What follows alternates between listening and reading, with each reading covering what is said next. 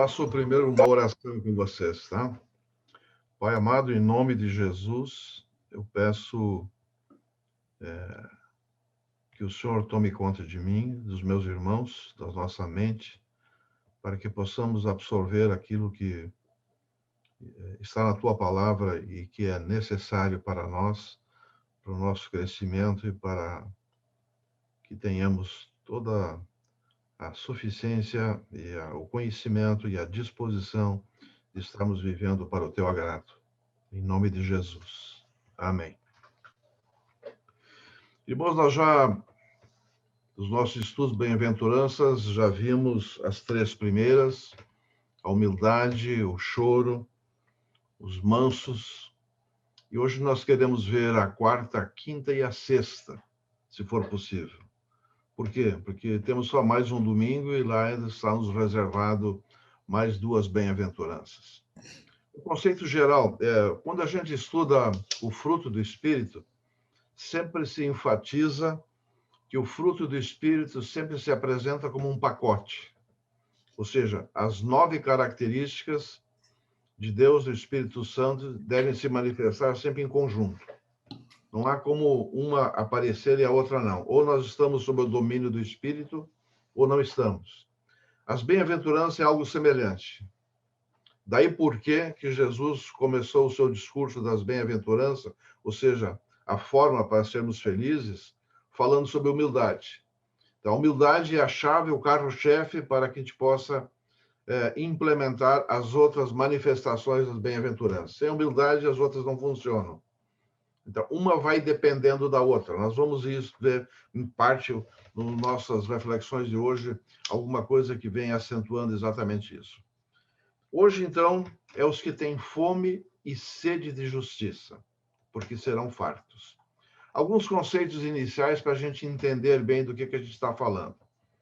Compreendendo o que é justiça, então. Na concepção humana, é a qualidade do que está em conformidade com o que é justo. Sabemos disso, mas vamos registrar aqui, né? Maneira de perceber, avaliar o que é justo, o reconhecimento do mérito de alguém ou de alguma coisa. Essa é a concepção humana. E na concepção cristã, de acordo com a Bíblia, os cristãos vislumbram, procuram enxergar lá na frente, né, uma justiça perfeita que será aplicada por Jesus. Mesmo porque a justiça aplicada pelos homens deixa a desejar.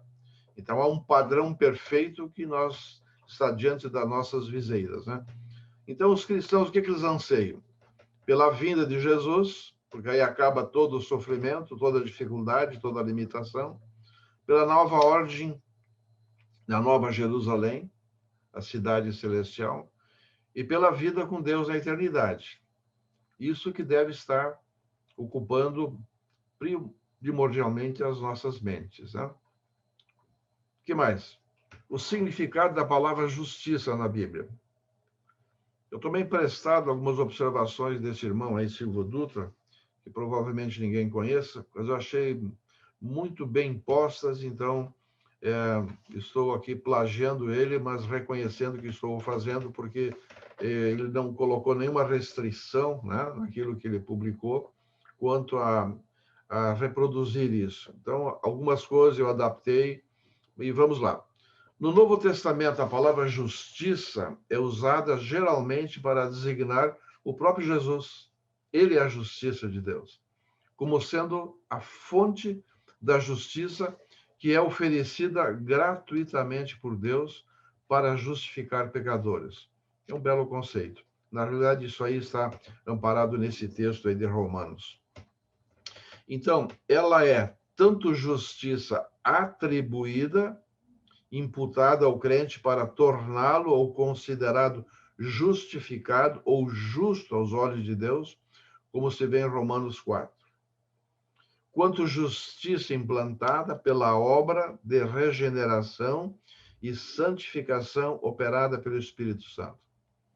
Eu sei que os irmãos que são maduros na fé conhecem isso tudo, mas é preciso considerar que se alguma outra pessoa que não está tão ambientada em ler a Bíblia, conhecer as coisas, esses conceitos são importantes, são pilares, né, que identificam qual é a nossa fé e o que essas coisas significam, né? Aí está um texto de Romanos muito interessante. Agora, sem lei, tem se manifestado a justiça de Deus, sem lei, que é atestada pela lei e pelos profetas, e foram faladas sobre isso lá no passado. Isto é, a justiça de Deus pela fé em Jesus Cristo para todos os que creem. Particularmente, eu tive muita dificuldade lá atrás, há 40 anos atrás, quando eu ainda não tinha me convertido, de entender essa justiça de Deus, né? Achando sempre que as obras eram determinantes para a nossa salvação. Não entendia. Hoje parece tão fácil a gente entender, mas é a ação do Espírito Santo que nos convence, né? Então, quem vai se chegando à fé, ao cristianismo, precisa conhecer bem esses conceitos, né? E quando você vai fazer uma evangelização, lembrar-se de que a pessoa precisa conhecer isso, senão ela fica relutante em aceitar o que a gente está propondo. Precisa entender que é para os que creem, é assim que a justiça é aplicada para nós. Conceito, portanto, relevantíssimo, né? Então, a eficácia da fé.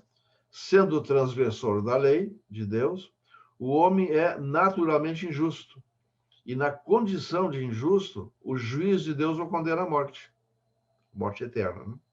Assim, necessita de perdão e libertação da condenação, por meio da redenção que há em Cristo. Uma vez se conformado à morte de Jesus pela fé nele, é considerado morto para a condenação da lei e vivo para Deus, para andar em nova vida perante ele. Eu torno a pedir desculpa para vocês que eu reitero esses conceitos, eu sei que vocês já sabem, mas é uma maneira de fornecer subsídio para todo e qualquer contato que vocês venham a ter com quem não conhece isso. É importante passar isso para eles. Portanto, a justiça que Deus nos está oferecendo para sermos justificados é obtida simplesmente por meio da fé em Jesus. A razão da justificação pela fé. Isso aqui é muito interessante também. É justo que Deus justifica o pecador que crê em Cristo, porque ele não tinha pecado e a causa da sua morte foram os pecados de todos os pecadores que ele carregou sobre si na cruz. Assim, a sua justiça pode ser atribuída e imputada àqueles cujos pecados ele carregou e que se aproximam dele, e a eles se entregam para serem justificados e santificados. Não tinha como nós nos salvarmos sozinhos. Precisava de um sacrifício perfeito, e esse foi feito por Jesus, né? E é isso que aplacou a ira de Deus com relação à condenação a que nós estávamos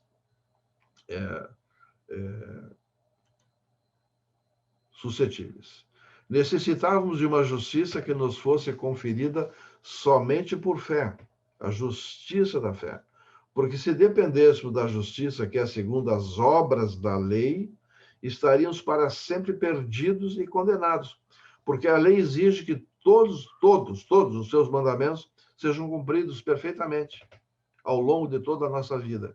E isso é impossível, por causa da nossa natureza corrupta. No entanto, tendo nós uma natureza que é decaída no pecado, jamais atenderíamos a tal exigência da lei. Compreendendo isso, compreende-se melhor por que somos justificados pela fé, né? Por um ato que Jesus praticou. O planejamento perfeito de Deus para que pudesse exercer justiça. Estabeleceu o único caminho pelo qual poderíamos ser santificados. Perfeitamente, de modo que seremos achados no porvir com a mesma justiça que já temos aqui. Como assim temos aqui em Cristo? A nossa entrega para Cristo nos faz justificados. Por isso, uma decisão consciente. Decisão consciente. Tá? Vivemos pela justiça de Cristo, mas não para sermos isentos da prática da justiça. A lei está lá. Ela precisa ser buscada, ela precisa ser praticada. Ao contrário, devemos ser servos da justiça, pois foi para isso que fomos justificados pela fé. Assim, apesar de não podermos ser justificados pela lei, e, portanto, não praticarmos as obras da lei para este fim de sermos justificados, todavia importa confirmar a lei pela fé, pela prática, uma vez que em Cristo passamos a amar a lei de Deus. Quando estamos em Cristo, passamos efetivamente a amar a lei de Deus. E entendemos que ela é espiritual, justa, santa e perfeita, pois é o reflexo do caráter do nosso Deus. É muito interessante que a gente compreender que as ordenanças de Deus para nós, elas são tremendamente sérias, completas e, diria assim, impossíveis de serem implementadas, a não ser com a capacitação que o Espírito nos dê. Então, toda a prática cristã, ela está num nível sobrenatural, ou seja, ela só é passível de ser cumprida com o auxílio e a capacitação do Espírito Santo. Se quisermos exercê-la na nossa simples força de vontade, nós não teremos êxito, porque não temos força suficiente, né, discernimento e amor suficiente para fazermos isso. Mas a ação do Espírito Santo nos faz realizar isso. É nisso que nós temos que confiar, né? Jesus morreu para isso também, para que nós tivéssemos vitória na nossa vida, na implementação das verdades que estão na palavra dele, fazendo justiça, buscando a justiça, com o auxílio do Espírito Santo. E aí, aquela expressão de Jesus: sem mim nada podeis fazer. E como ele não está, foi ao céu, mas mandou o Espírito Santo, entende? É ele que representa Jesus nesse sentido. Sem mim nada podeis fazer. Sem o Espírito Santo, nós não teremos êxito. Daí porque a relevância, né, de estarmos sempre conversando, vendo, perguntando o que ele deseja que nós devemos fazer, como reagir.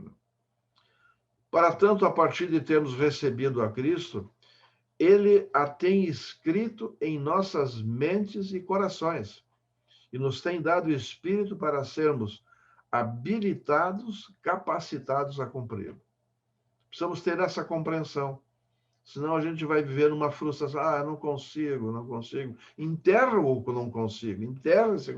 Consegue sim, a vitória está posta, mas nós precisamos que haja essa parceria com o Espírito Santo, essa dependência, para que possamos ser vitoriosos.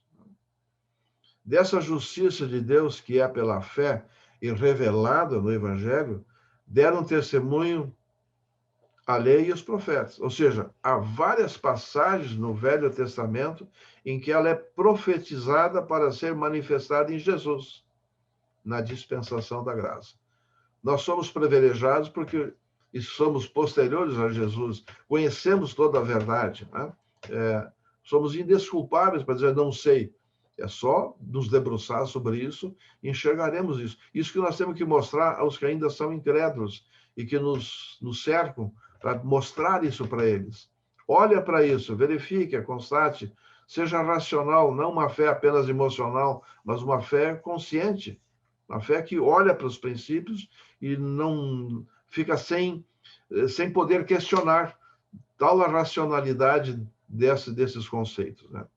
Agora, aqui, eu estou inserindo aqui nesse estudo os tribunais que serão presididos por Jesus. É muito importante a gente ter isso bem presente e também presente para os nossos queridos que a gente quer levar para Cristo. Por exemplo, nós temos dois tribunais. Um é o Tribunal de Cristo, que está previsto nessas passagens aqui, que depois, quando vocês olharem a gravação, poderão copiar, e saber quem é que vai participar desse Tribunal de Cristo. Os cristãos. Cristãos, ou seja, os arrebatados, tanto os ressuscitados por ocasião do arrebatamento, quanto os que estiveram vivos em tal ocasião. Os cristãos. E o que significa isso? É uma ocorrência que ocorrerá no céu, onde os arrebatados, crentes em Cristo, serão avaliados e recompensados de acordo com o que fizerem em suas vidas, em conformidade com suas fidelidades. Uma avaliação. Portanto, nesse julgamento, Não há que se falar em condenação, ou em julgamento para condenação, mas apenas para atribuição de recompensas.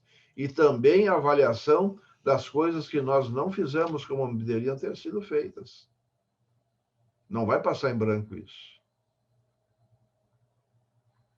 Quando isso vai ocorrer?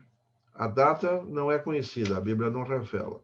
Mas sabe-se, sim, por aqui está revelado, que vai ocorrer entre o evento do arrebatamento e a segunda vinda de Cristo.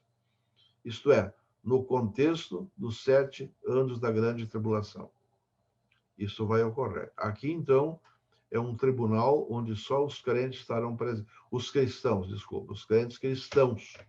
Aqui não está envolvido o pessoal do Velho Testamento. O grande trono branco. No final, esse é o outro tribunal.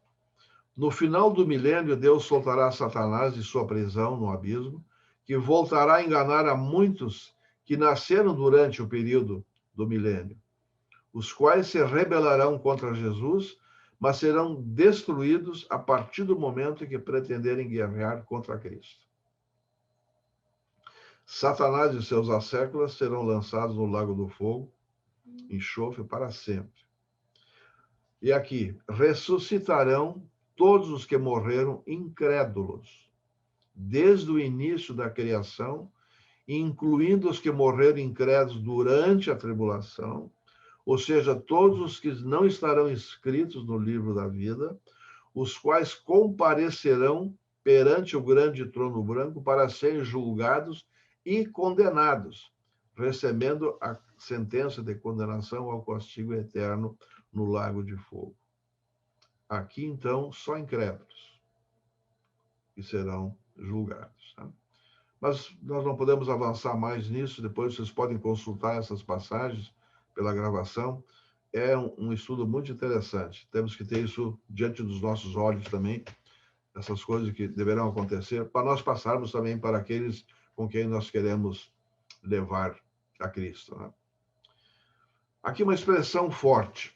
Só pode ser feliz nos termos em que Cristo veio nos trazer para nós, quem por primeiro buscar a justiça de Deus representada em Cristo Jesus. Há um padrão, a forma da felicidade passa por isso. Além das outras evidentes que já vimos. Então, não convém ao cristão ter fome e sede de bênção, de felicidade, de qualquer outra coisa, entende? A felicidade não é para ser buscada diretamente. Ela é algo que resulta da busca de outro alvo, e que é a justiça de Deus. É isso que nós temos que buscar. Porque, vamos repetir, de forma simples e muito resumida, a justiça de Deus está em Cristo. É isso que nós temos que buscar. Cristo, Cristo, Cristo. O resto se acrescenta. A felicidade vai resultar dessa comunhão, dessa intimidade com Cristo, né? Onde ele vai estar nos transmitindo o que é que ele realmente tem para nós, o que é que ele deseja para nós. Qual é o propósito dele? Buscar o propósito dele. Não os nossos propósitos simplesmente, mas o que é que ele tem reservado para nós. Sempre que se põe a felicidade antes, acima do alvo maior, que é a justiça de Deus, o esforço resultará em fracasso ou em frustração. Estaremos buscando só o que nós queremos, não o que Deus tem planejado para nós. E aqui uma verdade que todos sabemos, né? O mundo está sendo enganado por Satanás. Os olhos do mundo estão cegos para as coisas de Deus. Surdos também para ouvir a palavra, não querem. Então, é um desafio vencer esse obstáculo, e só conseguimos vencer isso com uma atuação muito em parceria com o Espírito Santo, onde nós precisamos, em primeiro lugar, ser a mensagem, né? As pessoas enxergarem em nós algo que elas têm curiosidade em saber o porquê. Né? O mundo quer se ver livre das dores, não quer saber de dor, de dificuldade, quer festa, quer felicidade a qualquer custo. Né? E Satanás, então, apresenta variedades de alívios para as dores. O entretenimento, de toda forma, está presente. É a indústria que mais cresce, entende? Para satisfazer essas dores. Nessa procura, o que é que o mundo encontra? Analgésicos só, ou anestesias passageiras. Sai de um encontro onde busca a felicidade para outro, e para outro, e para outro, e assim segue na busca de se encontrar, de estar feliz, afastando-se cada vez mais de Jesus. O mundo não procura e não quer o remédio que cura definitivamente, pois este implica necessariamente, por primeiro, em cirurgia, amputação das coisas que nos separam de Deus. Não quer saber disso. Uma vez fazia uma reunião com um grupo de colegas, amigos que não eram crentes. Depois da terceira reunião, um deles diz assim: Ruth, eu não vou mais nessa reunião contigo. Por que você não vem? Eu perguntei. Eu compreendi tudo. Tu explicou muito bem, mas eu não quero mudar. Pronto. Encerrou o papo, entendeu? Esgotamos, não quis. Um colega maravilhoso, muito querido, entende? Mas entendeu a verdade, mas não queria mudar o seu sistema de vida. Tem muito disso. Nem todos são sinceros assim, né? Transparentes, né? Não devemos ter fome e sede de experiências. Precisamos dizer isso, irmão. Há irmãos que percorrem várias igrejas, retiros, etc., na esperança de obterem um passe de mágica, aquela maravilhosa experiência, o bênção arrebatadora, chame isso do que quiser, entendeu? Sem que antes procurem identificar que princípios da palavra de Deus não estão observando. Não querem fazer essa introspecção. E se fizerem essa introspecção, sabe o que vão encontrar? Sabemos, né? Vão encontrar a paz em Deus, porque vão se confessar, vão se arrepender, e Deus vai encher de alegria o coração deles. Não existe essa varinha mágica aqui que tantos buscam, né? Há um caminho que precisa ser trilhado, é o caminho do encontro com Cristo e ficar com Ele, né? Com o Espírito Santo, para que possamos realmente experimentar a alegria que Jesus disse que veio para nos dar, independente das circunstâncias. A experiência do júbilo vem depois de procurarmos a justiça de Deus, procurarmos Jesus. Afinal, o que está envolvido na justiça de Deus? Temos que perguntar isso. Número 1, a santificação. Separação do esquema ou do molde do mundo. A justiça, então, é um dos atributos que compõem o caráter de Deus. Exige que todos os atos sejam conformados à sua santidade. Em sentido prático, ser justo é fazer somente aquilo que for bom para promover o bem e assim estar bem com Deus. Em suma, significa ser e fazer somente aquilo que for agradável à vontade de Deus.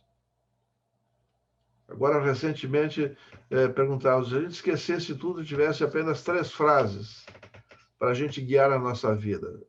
Seriam 3 perguntas. Eu iria aonde Jesus não iria comigo? Eu falaria o que Jesus não falaria? Eu ouviria o que Jesus não iria querer ouvir?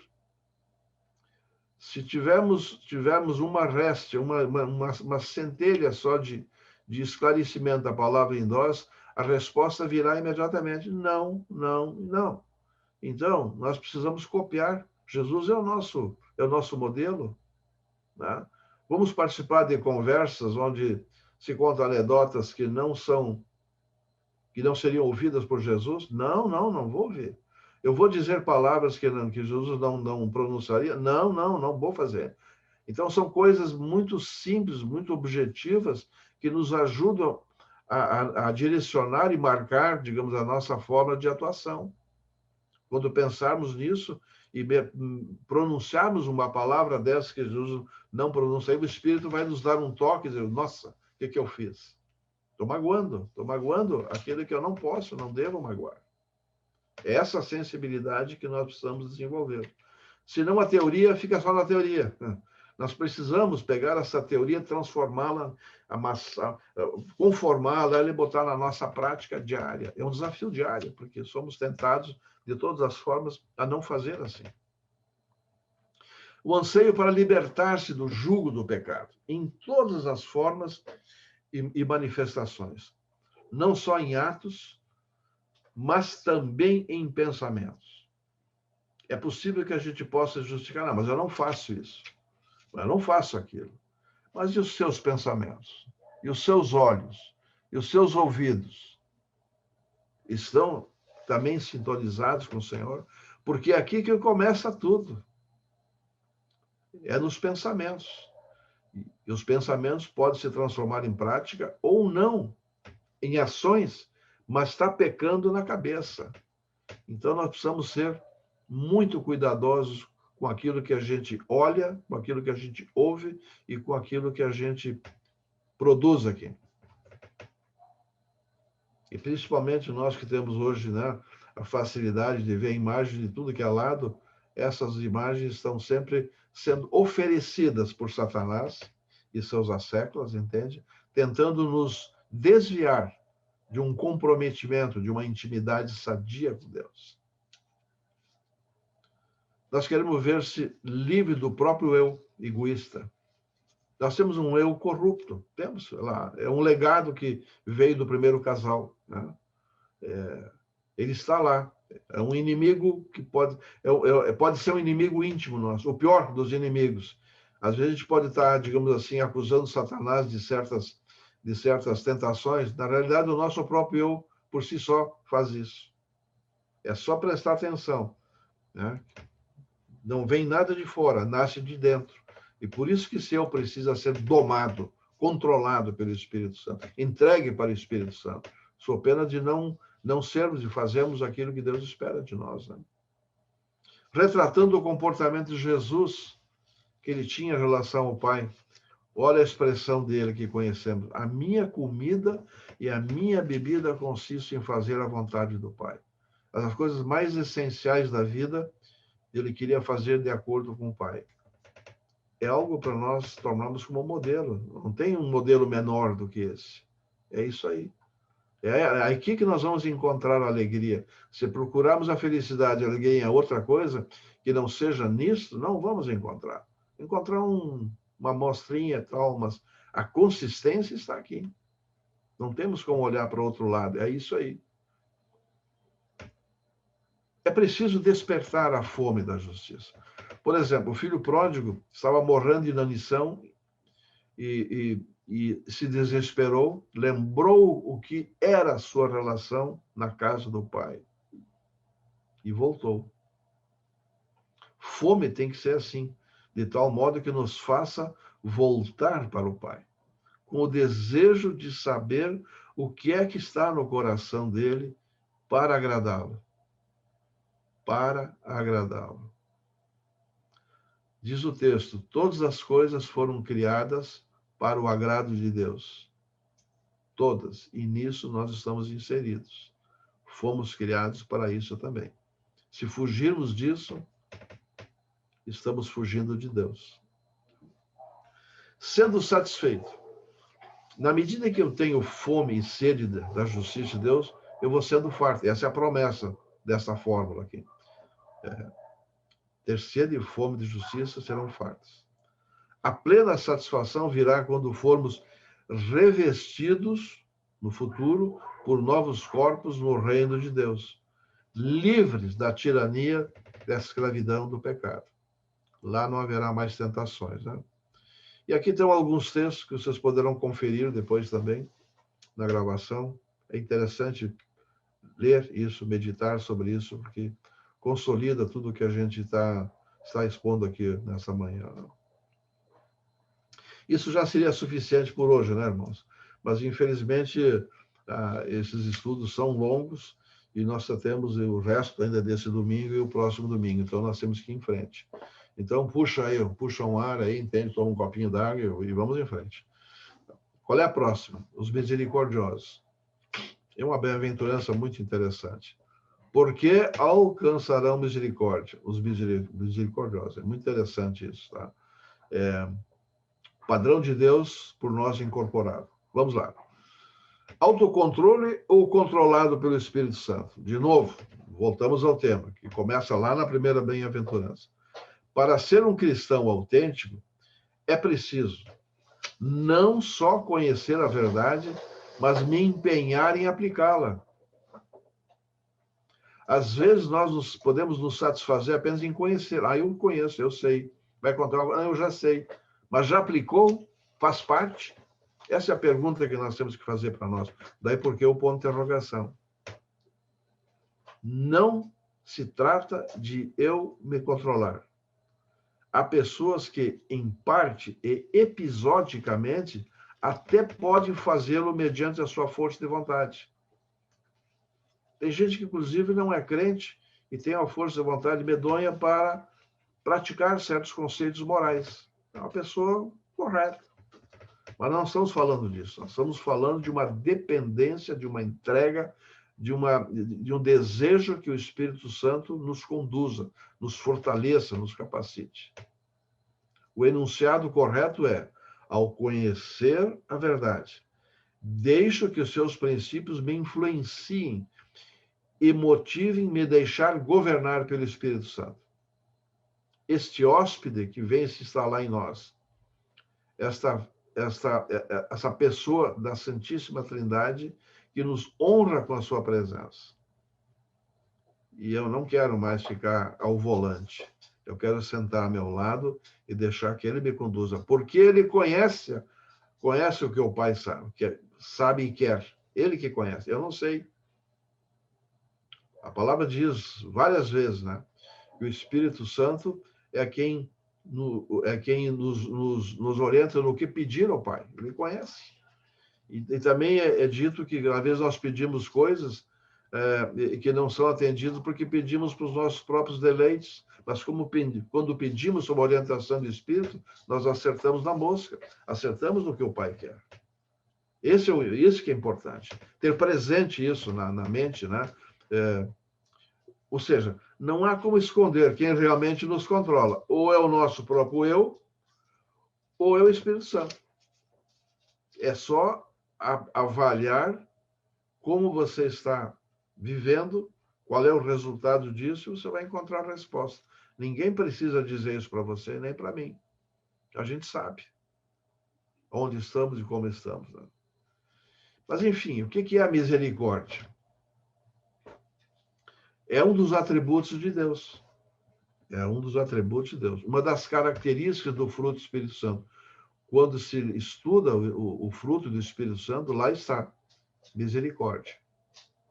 É uma das manifestações preciosas de Deus. Ainda bem. Ai de nós se não fosse assim. É a divina bondade de Deus em ação. É a ação que se comove a favor da miséria das criaturas. Foi isso que Deus fez. Gerando não só um sentimento ou um desejo de aliviá-las, mas a ação para aliviá-las. Às vezes a gente pode olhar para uma situação, coitadinha daquela pessoa, coitadinha, e sequer oramos. É só coitadinho. Se não formos movidos pelo Espírito Santo, nós vamos ficar só no coitadinho. E não nos empenhar em orar por aquela pessoa. Isso nós sabendo que Deus quer que nós façamos isso. Que a gente peça pelos outros. Que Ele vai... Aquilo que eu não posso fazer, Ele faz. Ele pode fazer. Então, essa prática precisa estar em nós, mas com a compreensão muito clara de que Deus é misericordioso. E Ele quer que nós sejamos misericordiosos também. A misericórdia é um exercício de paciência longânima com os pecadores impenitentes. Assim Deus vê o impenitente. Né? Diz assim, pecaram, alguém lá pecou lá atrás, herdaram essa coisa ruim, e agora vai precisar de mim, senão eles não vão sair disso aí. Mas a ojeriza que Deus tem do pecado é tão grande que ele bolou um sacrifício perfeito, nada menos do que o seu próprio filho. Então, não dá para banalizar isso. É preciso lembrar sempre o que custou para Deus isso. E o quanto ele detesta a impenitência, mas ama os impenitentes. É a criatura dele, né? E nós precisamos amar também os nossos semelhantes, né? Então, a misericórdia se preocupa pelo fato de alguém não ter o espírito de temor do Senhor.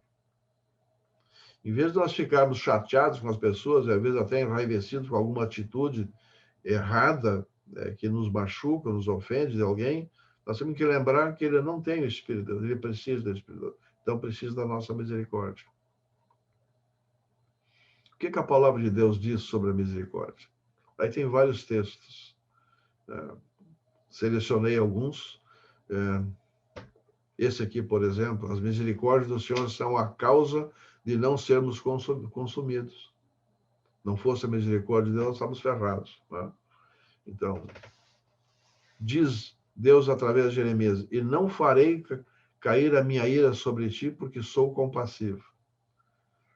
Tem um outro texto que eu, infelizmente, não coloquei aqui, que diz que Deus tem prazer em exercer misericórdia. Ele não só exerce, tem prazer, uma alegria de fazer. Nós temos que perguntar, eu exerço misericórdia? Sim. E eu tenho prazer em exercer misericórdia? Mas nunca experimentei isso. Pois é, esse é o desafio, esse é o padrão de Deus, né? Por isso nós temos que compreender bem o que é a misericórdia, para sabermos e podermos exercê-lo. Se eu já vi como realmente eu sou, e às vezes eu preciso, se não todas as vezes eu preciso do que o Espírito Santo veja em mim, denuncie em mim como é que eu realmente sou, então eu sei como os outros são. Isso é, sofrem do mesmo mal que eu, como vítima do egoísmo. São iguais. Serei perdoado quando me arrepender verdadeiramente disso. Arrepender-se, então, significa o quê? Sabemos, mas vou acentuar aqui, né? A convicção de que eu magoei a Deus, de que eu não mereço o perdão, de que eu não quero mais magoar a Deus, e de que o perdão deve ser o amor, a graça e a misericórdia de Deus. Quando eu tenho presente isso, eu não vou banalizar a misericórdia. Eu vou cada vez mais valorizá-la. E com isso eu adquiro também um espírito misericordioso para com outros. Porque é a mesma forma que foi aplicada para mim, né? Assim como Deus, então, nos perdoa, também devemos perdoar os que nos magoam. É a oração do Pai Nosso, né? Perdoar, né? Quem não perdoa é porque nunca compreendeu o que é realmente o arrependimento, e muito menos misericórdia. Como posso ser perdoado se eu não tenho espírito perdoador?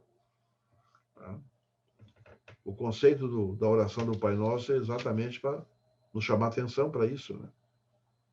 Então, vamos lá, gente. Ninguém possui, por natureza, um espírito perdoador. Isso é um presente que Deus implanta no nosso coração quando nós conhecemos a Jesus.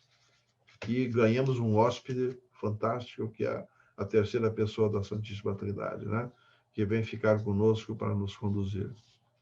Quem o adquirir é porque já viu o que Deus fez em seu favor, apesar de nada merecer. Graça e misericórdia de Deus para nós. Conhecemos, nós vamos acentuar. Graça é o que não merecemos, mas recebemos de Jesus. Misericórdia é a manifestação da bondade de Deus, nos poupando daquilo que somos merecedores. É claro que isso aqui seria dispensável vocês ouvirem isso, mas como esse é um estudo também para que se possa ter como instrumento de evangelização, aí está um conceito que tem que ser passado para o mundo para eles entenderem do que é que nós estamos falando.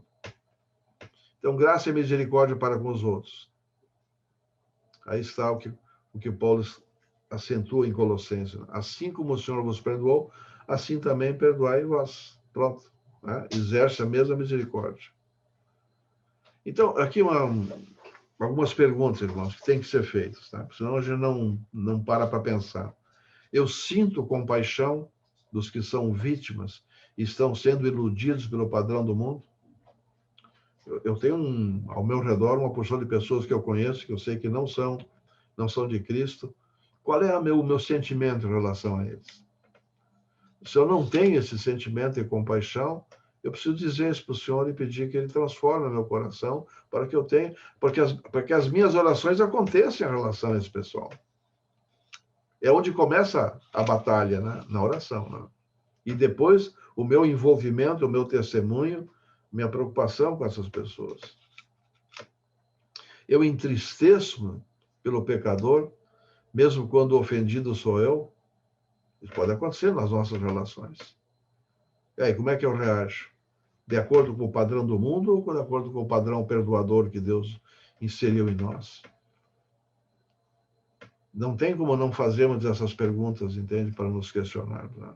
Eu aceito o desafio do propósito de valorizar a misericórdia que Deus tem demonstrado para comigo, deixando que o Espírito Santo me governe no exercício da misericórdia para com os outros, deixando.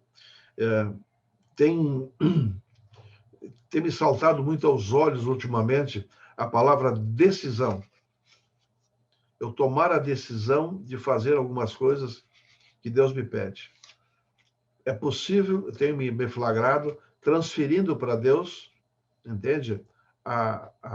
Essa decisão. Ou seja, eu peço que Ele me faça, que me. E, de repente eu fiquei pensando, acho que Deus está fazendo assim, toma a decisão, Rod, toma a decisão e eu vou prestigiar com a capacitação do Espírito Santo. Mas você precisa tomar a decisão. Eu quero isso. Eu quero fazer. Então Deus prestigia. Ficar transferindo para Deus, para Ele tomar a decisão por você, não é isso. É fácil a gente cair escorregar para esse lado. A oração tem que ser eficiente.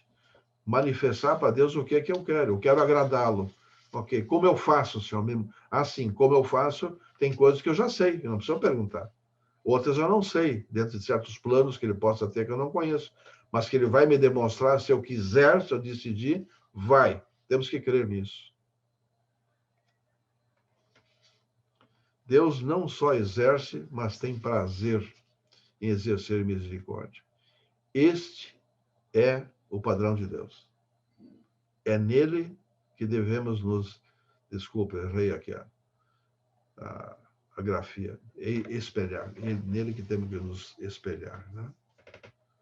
Ok, acabamos com a misericórdia. Aliás, não acabamos com o estudo, né? Tem conceitos fantásticos aqui, né? Para a gente ler, reler, meditar, ver o quanto nós estamos identificados com isso. Né? 10 minutos, irmão. Mais um copinho d'água aí para nós encerrar mais a terceira, porque não vai ter lugar no próximo domingo para essa aqui.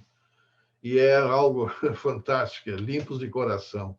Vamos ver rapidamente, vamos tentar colocar em 10 minutos isso. Tomar a aguinha aí? Vamos lá.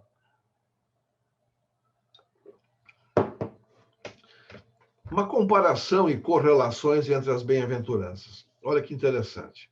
As 3 primeiras bem-aventuranças, elas versam sobre as nossas necessidades espirituais, que é a humildade de espírito, chorar dos pecados que nós temos, por termos magoado a Deus, e a mansidão, que é a entrega, se deixar domar por Deus.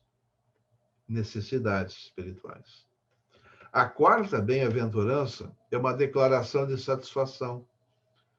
Bem-aventurados os que têm fome e sede de justiça, porque serão fartos. Na medida que eu vou tendo fome e sede de justiça, eu vou sendo farto. O resultado de nos tornarmos satisfeitos é que nos tornamos misericordiosos, limpos de coração e pacificadores. Interessante, né? Há uma sequência. Deus faz as coisas certas, né? Às vezes a gente não percebe essas sutilezas, mas aqui está demonstrado como que Ele age conosco, né? Então, quais são as correlações? A humildade corresponde a ser misericordioso. O choro nos leva a ser limpos de coração, porque nos arrependemos. E a mansidão nos leva a sermos pacificadores. Esse estudo do pacificadores é fantástico. Não vejo a hora de chegar nele, porque é alguma coisa que me impressiona muito essa bem-aventurança. Humildade e misericordioso. Quem já se conhece poderá entender e tratar melhor seu semelhante. Certo? Não há dúvida quanto a isso. Não? Que choram ou limpos de coração. Lamento as coisas erradas que fazem por terem magoado a Deus. Ver-se como impuro é o primeiro passo para a purificação. Você conversa com alguém que não é crente, diz, não, eu sou bom, eu não mato, não sei, não roubo, não sei o quê, essas coisas básicas, entende? Não se enxerga que precisa de limpeza, não se enxerga. Precisamos levá-lo a enxergar isso, né? Talvez nós, antes disso, né, temos que fazer em algumas circunstâncias, em relação a alguns fatos da vida. Manso e pacificador. Quem não é manso não será pacificador. Há uma correlação e uma dependência aqui.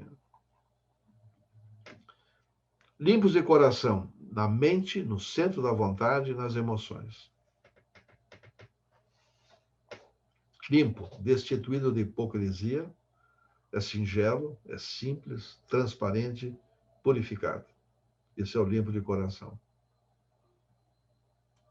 Quando a gente está diante de uma pessoa assim, imediatamente a gente reconhece, porque a vida é o seu testemunho. Não precisa abrir a boca, a gente já sabe que ele é assim. Esse é um desafio para nós, né? De transmitirmos isso ao nosso redor, que já fomos limpados pelo sangue de Jesus, né? Aqui tem algumas passagens sobre os limpos de coração, não só na superfície, é claro, mas no próprio âmago do ser. Não vou passá-las todas com vocês, porque senão nós não vamos atingir a nossa meta de 10 minutos. Mas está aí, está registrado, está gravado, podemos olhar isso depois com calma. Né? Qual é a promessa dos limpos de coração? Verão a Deus. Eu quero fazer uma observação antes aqui, quando eu falei em emoções. Alguém já disse com muita propriedade que nós agimos por emoção. Se não tivéssemos emoções, nós ia ficar parado lá na cadeira preguiçosa, não quero nada com nada, não tenho mais nada, quer dizer, não tem nenhum drive, tá? Nada que impulsione. Tá? Agora, as emoções soltas é que nem um cavalo selvagem, sai dando coisas para tudo quanto é lado. A emoção precisa ser domada. Como é que ela é domada? Se cingindo aos princípios bíblicos. Quando tivermos uma emoção de fazer alguma coisa, precisamos nos lembrar da palavra, o que a palavra diz sobre aquela coisa que eu pretendo fazer. E a emoção tem que ser subordinada ao princípio. A emoção tem que estar subordinada. Daí porque que conhecer a palavra é importante, mas mais do que conhecê-la ainda, é ter ela gravada no nosso coração, na nossa mente, para que ela venha imediatamente em cada momento em que nós vamos praticar alguma coisa e que a emoção possa tomar conta de nós. Fecha parênteses. Vamos em frente. Aplicação imediata. Aos que recebem compreensão e visão interiores da natureza e da pessoa de Deus, iluminados os olhos do vosso coração. Aqui Paulo escreve lá em Efésios. A compreensão vem pelo pleno conhecimento de Deus e de Jesus. E eu acrescentaria aqui a aceitação, né? Não é só do pleno, como é a aceitação, a introspecção, a introdução, a gravação no seu coração, né? Aperfeiçoamento no futuro. A visão interior terá seu aperfeiçoamento no futuro. Apocalipse deixa claro isso. Verão a sua face. Porque assim como é, assim o veremos. Tá? Então, a promessa é que veremos a Deus. Sim, está aqui, bem expresso, né? Em Apocalipse e também em João. Ver a Deus deveria ser nosso mais profundo anelo. Aqui e agora. Na medida em que procuramos conhecê-lo pela sua palavra e pela comunhão com o Espírito Santo, percebemos que não há prazer no mundo que possa se comparar ou substituir o prazer da santidade. Quando você falar com alguém, por exemplo, do tipo que pratica a homossexualidade, que tem prazer intenso nisso, você disser que isso está errado, simplesmente não vai acontecer nada. Ele é capaz de conhecer, inclusive, a palavra. O que é preciso é despertar nessa pessoa um outro desejo muito maior, um desejo excelente que substitua isso. Não tem como tirar isso e deixar um vácuo, é preciso colocar outra coisa. E quando ele encontrar satisfação em ter essa comunhão com Deus, nada mais vai segurar ele em relação àquilo que ele fazia no passado. Ele vai largar, mas preciso colocar isso no coração dele. Eu estou convencido disso. Não sei se você está, mas essa é a minha compreensão dessa questão de prazer. Todas as coisas foram criadas para o agrado de Deus e nós também. Esse é o nosso objetivo, encontrar prazer em Deus e em agradá-lo. Resume tudo. Ok, irmãos, 3 minutos para as 10, conseguimos fechar as 3 bem-aventuranças. Eu acho um milagre isso, porque tem tanto conteúdo aqui. Mas, claro que vocês não interrompendo a preleção, a gente vai fluindo, né? Vai. E, de fato, não há tempo para nós conversarmos. Seria muito bom que pudéssemos fazer, mas aí nós precisaríamos de 2 horas, né? Com certeza. Espero que tudo que vocês compreenderam se reproduza em prática, né? E eu fico muito contente que o público que tá nos ouvindo aqui é um público maduro e que vai seguramente considerar tudo isso, e Deus vai abençoar a escuta de vocês e traduzir isso em ações para a glória dele. Que Deus abençoe vocês, a mim, enfim, a nossa igreja. Amém. Um bom dia para todos. Amém.